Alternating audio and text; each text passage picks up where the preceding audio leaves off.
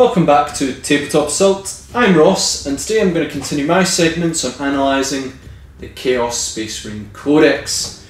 Today I'm going to look at the Chaos Raptors, sort of our fast, infantry units, almost like our Assault Marines, but have a few key differences as well. So how these work, if you haven't seen any of the reviews before, is basically I'm going to have a look at the unit in the Codex, have a look at stats, some of its equipment and special rules, and just discuss them a wee bit. And then I'm going to go into sort of loadout and suggested role I find for the unit, along with any sort of legion traits that may be applicable, psychic abilities, stratagems, and a conclusion just to say what I think of the unit as a whole. So yeah, with that, let's have a look at the Chaos Raptors. So Chaos Raptors are movement 12, so very fast for this game, pretty twice as fast as most other infantry units, especially other marines. Weapon skill and ballistic skill 3+, what you'd expect. Strength and toughness 4, which is standard for marine. Wounds 1, 1 attack with 2 on the champion. Leadership 7 and leadership 8 on the champion, which again standard for marines, and a 3+ save. So yeah, all pretty much standard marine specs except for the fact you've got a jump pack, and that gives you a 12-inch movement. What these guys are armed with is a bolt pistol, chainsword, frag and crack grenade. Now they do have a few options in terms of the war gear. I won't talk about any of them specifically because they are quite generic. We've hopefully been out, a lot of people know what a bolt pistol and chainsword do. But basically what they can have is up to 2 Raptors may replace their bolt pistol and chainsword with plasma pistol and chainsword, or with any 2 special weapons. That's very important. The Raptor champion may replace his bolt pistol and chainsword with anything from the champion equipment. So that does give you a bit of variety in the way that you do field these units. Certainly in terms of special weapons show what this unit's sort of role is important for. You can also have one Chaos icon as well, which I will talk about. Abilities, you do have Death to the False Emperor. Won't talk about it in too much detail, but basically if you roll any 6s to hit, 6+ to hit in combat against an Imperium unit, you get to attack again. You can't then have these hits cause further hits. Fearsome Visage, units within 1 inch of enemy Raptors must subtract 1 from the leadership characteristic. So -1 leadership may not seem like the scariest things, but there is ways to make that better, and I'll talk about again that in a bit more detail. Raptor Strike, during deployment you can set up this unit in low orbit instead of placing it on the battlefield. At the end of any of your movement phases, the unit can use a Raptor Strike to arrive in the battlefield. Set up anywhere on the battlefield that's more than 9 inches away from an enemy model. So your standard sort of deep strike rules, in this case it's called Raptor Strike, and it follows most of the other caveats in that one. One key thing to know in this is that they do have a fly keyword, as you'd expect, which opens up a whole bunch of possibilities for Raptors. So yeah, a couple of things to discuss when it comes to Raptors. First important note, at the time of doing this, I am not currently playing the beta rules. This means I still deep strike into my opponent's lines in turn 1 rather than waiting till turn 2. As they are beta rules, they are not the sort of official rules yet, they are more the experimental ones. I feel, we're going to find out a final decision on this rule very, very shortly, within the next month or 2 at the point of writing these. And these guys' role may change with that. Certainly if you are playing the beta rules already, you might find that is the case. However, I'm going by the main rules, not the beta rules. Though technically, we talk, the things I'm going to talk about here, they may not have so much an effect because they are still applicable in turn 2, if you want to strike that way. But will they be as effective? Probably not. Well, maybe. So, Raptors are a strange one in how they work. First, that we're going to look at them as if like almost the Chaos version of, the Loyalist Assault Marines. Jump in with chainswords, etc. and do some damage. Heck, Raptors even have -1 leadership if they are in combat, which would make them think, oh yeah, these guys are pretty suited for combat-based role. Will you be slightly disappointed by this? They do not hit particularly hard, with only the champion having a special melee weapon. However, you do have a whole variety of ranged specialist weapons. And this is where I think these guys shine more than anything else, being able to precisely drop in and really damage a vulnerable unit. This is similar to what Terminators can do, however Terminators may also hit harder in combat, traditionally with their more specialised melee weapons that they can have. They have better survivability because they obviously have a better save. However, these guys will be faster. For Raptors, they're faster. They have fly, which means they can sort of jump out of combat and keep shooting. And they are quite significantly cheaper, which is always handy. I think they're like roughly half the points of Terminators, if not more if you take melee weapons into account. Anyway, with that all said, let's have a look at the sort of loadouts I would suggest for Raptors. So the first one I'm going to jump in with is probably melee, which I'm going to call Jump In and Shred. 10 Raptors armed with bolt pistol, chainsword, frag and crack grenades, and the championship armed with a power weapon of some variety. Say a power axe, because that's kind of my go-to power weapon, the one I favour the most. Though I think in the box they only come with a sword and a power fist, which is a bit of a pain. Anyway, either way, if you're going to go down the combo route, I'm a fairly big fan of the axe, I'd highly recommend it. Looking at the icons, if you are going Khorne, which, if you're going down combat, you maybe should. Icon of Wrath is important because it lets you reroll the charge result, which means you're going to be in combat more reliably, which is very handy. Icon of Despair is really good as well. It means that if you're within that you're within that 1 inch range, you're going to be automatically be -2 leadership, which is really good. Icon of Excess, if you're facing Imperial units, is really good for nice excess attacks from Death to the False Emperor upgrade. And Vengeance is kind of meh, and Flame, I think is the Icon of Flame. The Zinch one, I just can't work out. There's also an option for specialist weapons in here as well, which I will go into when I talk about ranged. But you could also think about fitting them in, so if you are still going to go into combat, you might think, I'm going to keep the ranged weapons as well, because they can be quite useful. So first thing to consider as well is deployment. You have the option to deep strike in, which will get you close to your opponent, but still the 9 inch charge. If you are Khorne, then Icon of Wrath will make this a lot more reliable. I think it brings it to about just under 50% chance in which you will make the charge, and then you obviously have, a bit more easier time getting in. My math fails me on that one, but it's not a guarantee, but it's a lot higher having that reroll to get you within that 9 inch charge. The other option is, if you take a sorcerer with warp time, you can just deploy them within your lines because you can't deep strike and warp time anymore, and I'll go into that in a bit more detail. Basically, if you have them deploy normally and a sorcerer warp times them, it gives you a 24 inch movement in total, which means you have a better chance of reaching your targets. The problem is that if psychic ability, psychic goes wrong, then you could fail and your opponent could stop you, which could mean that this unit becomes really vulnerable. So really deciding how you deploy will depend on your opponents and sort of what strengths they have, and you versus them as well. However, without access to warp time, I probably wouldn't suggest foot slogging these guys. I would probably deep strike in if you are playing the sort of first turn way. I know in this configuration, if you want to take specialist weapons, sure, Plasma Melta Flamer is all fine to go by, get into position and do some damage with them. The advantage you have here is that you will be in range if you do sort of warp time towards them, and then you could fire, and then whoever can you could then charge and then hinder the units there as well. Even if you do charge, hinder in a unit, and then you can fly away and fire again. And then because you're in a 10-man squad, you also have excess wounds. If anyone dies, keep the specialist weapons.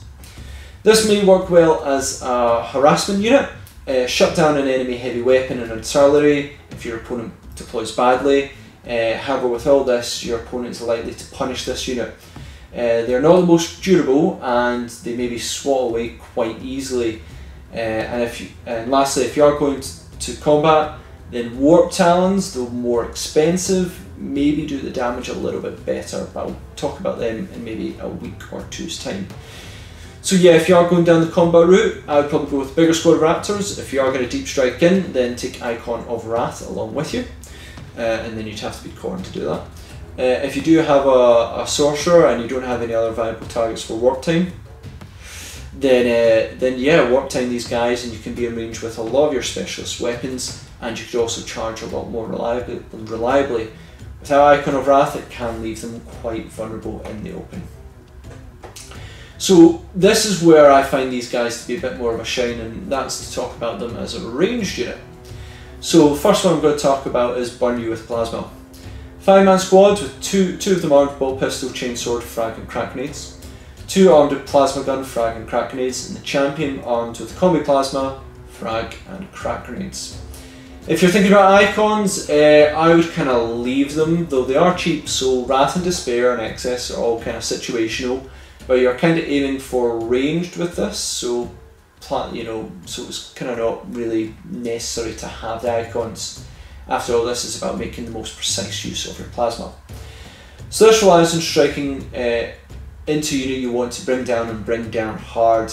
I would personally deploy this as 2 units, giving you access to a total of 6 plasma gun shots, though you'll hopefully be in rapid fire range, and that will give you 12 shots. That would mean you have 2 plasma guns per unit, and 1 combi plasma in each unit, giving you a lot more shots. I'd also taken a Chaos Lord with a jump pack to allow you to re-roll the plasma. Simply put, this is a precision strike. Find a point you want to exploit and fill it with hot plasma. The problem you'll face is, again, retaliation. Yep, it's going to hurt and most likely kill this unit, but these guys are there to assassinate and kill high priority targets. Maybe even do some damage on some heavy vehicles. Heck, maybe even a suicide charge in and tie down an enemy unit as well. Kill those scary troops, charge in the artillery, and if any of them live, fall back in plasma again. Overall, I like this configuration the most. Whether it's better than Terminators at drop and plasma roll, I'm not sure. Eventually I will find out though, because I have built so many Terminators, like a lot, and Raptors, and just waiting to get them painted, and I'm going to test which one plasma is better than the others. But yeah, if I was to go down plasma, 2 units of 5, each with 2 plasma, 1 combi plasma and a Chaos Lord to reroll those ones, and you should do a fair bit of damage. If there's a high priority target, just plasma it as much as you can. Next one is Flame On. 5-man squad, 2 with bolt pistol, chainsword, frag and crack grenade, 2 with flamer or melta, frag and crack grenades, and champion arms combi flamer or combi melta if you want, frag and crack grenades. So again, with the Icon of Wrath, Despair and Excess are all kind of situational. So this is different from Plasma in a variety in a couple of ways.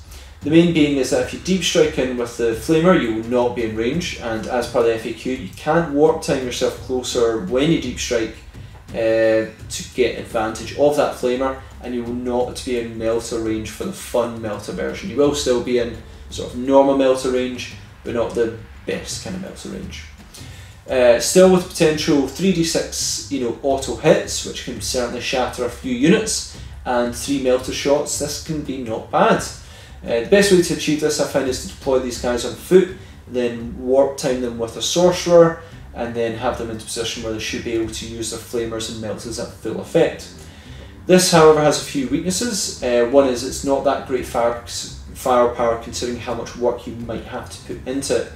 It may also leave a sorcerer isolated on their own, and once they do damage you'll probably see the Raptor unit swatted away. Still, situations of plenty of flamers and meltas will be certainly, but I think I prefer the plasma version considerably in this configuration for the sort of deep strike one. If you are facing hordes, then yeah, maybe having a very fast mobile unit that are going to be able to jump away from hordes, flame them, they'll probably get charged and then get ripped to shreds, but if they don't, they could jump away and flame again.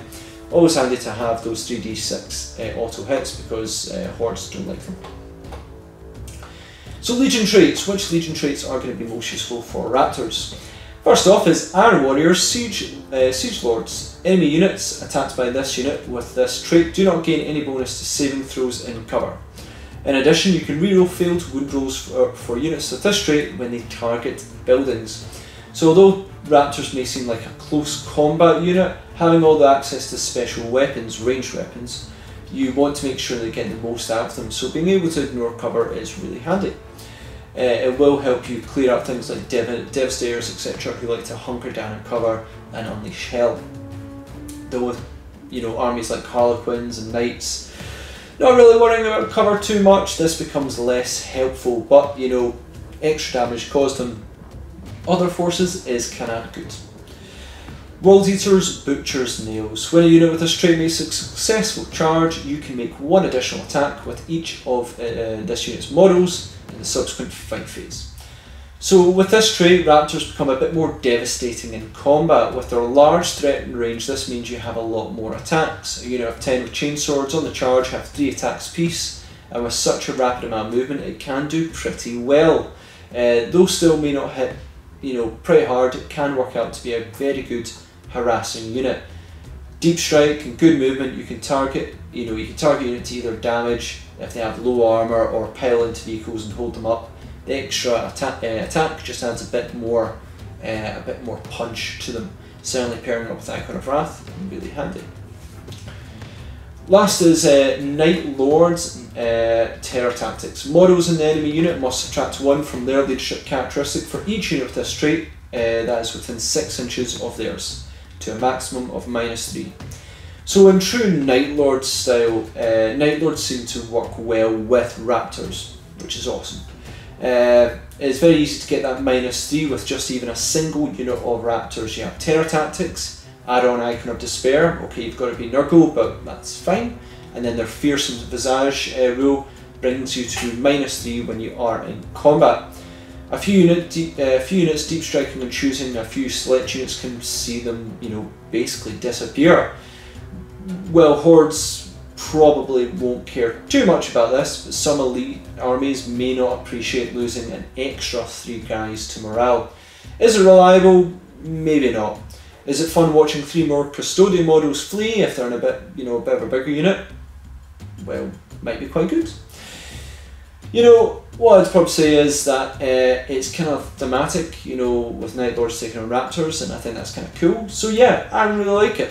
I think that might be a good, if you are going to go down, sort of morale bombing ways, Raptors can do it quite well. Psychic abilities. There are a few combinations of psychic abilities that do work well with Raptors to boost their deadly strikes. As usual, whether they're the best unit to use this on is debatable, but there are some uses for them, especially when they are combined together.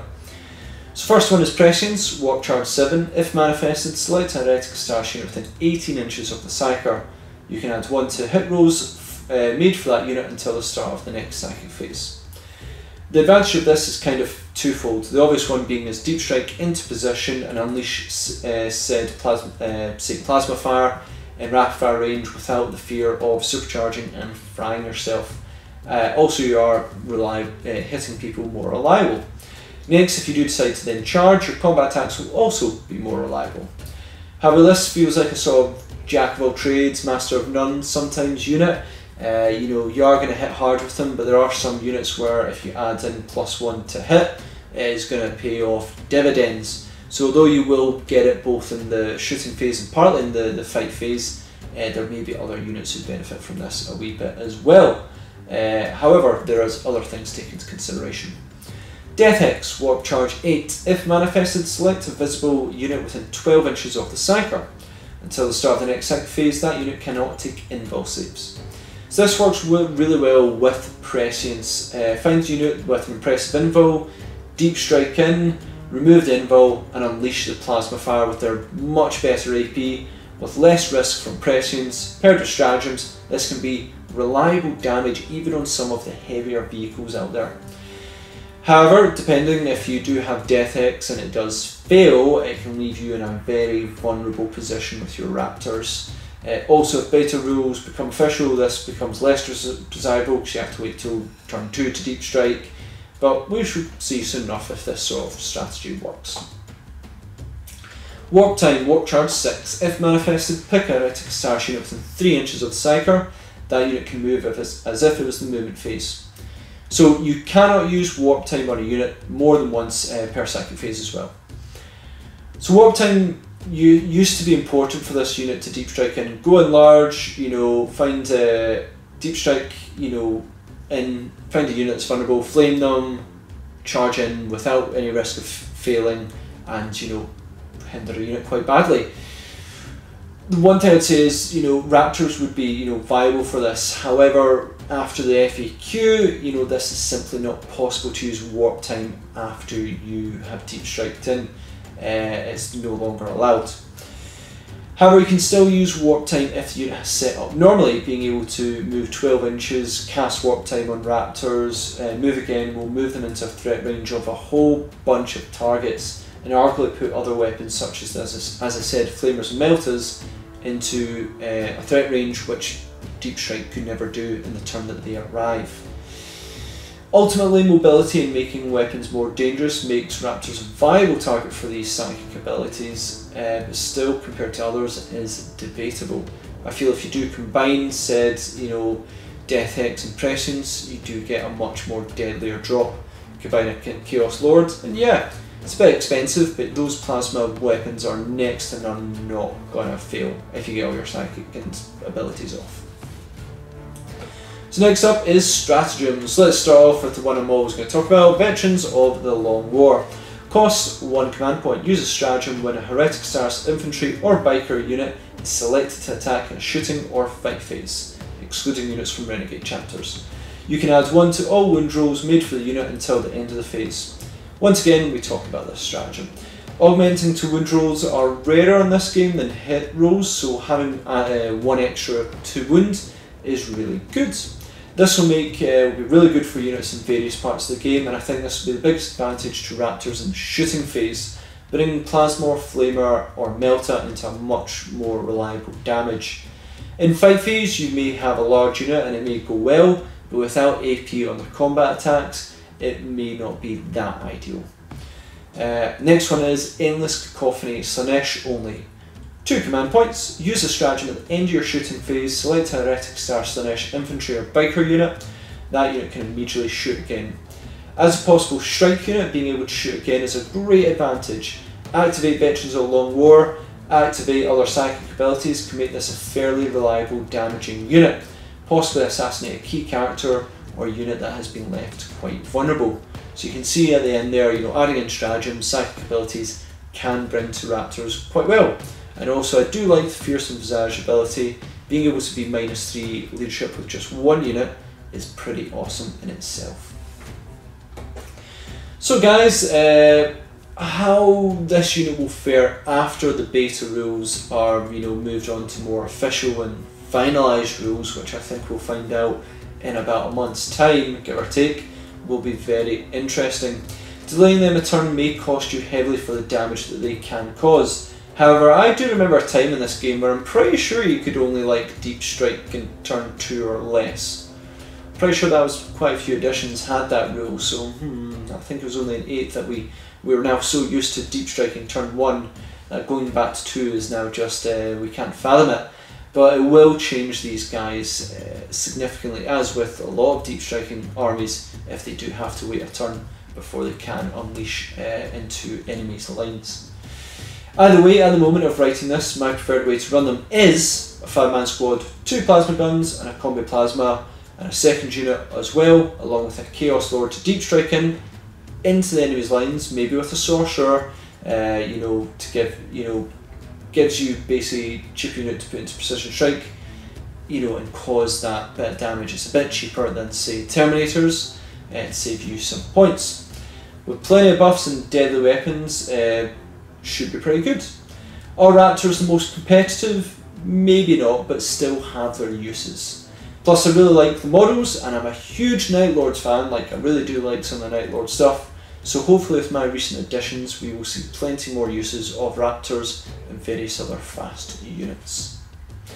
So yeah, thanks for watching. Please comment, share, like and subscribe. Very interested to hear what people think of Raptors. It has been requested a few times I do this video, so I'm interested to see how you guys also kit out your unit and how you find they fared. Please check us out on social media and also on Patreon, where you can give us some support and we can bring you more and more content. We've always got new armies we're hoping to bring onto the channel and new terrain to make everything look better as well. So yeah, thanks for watching, and we'll see you on another Tabletop Assault Battle Report.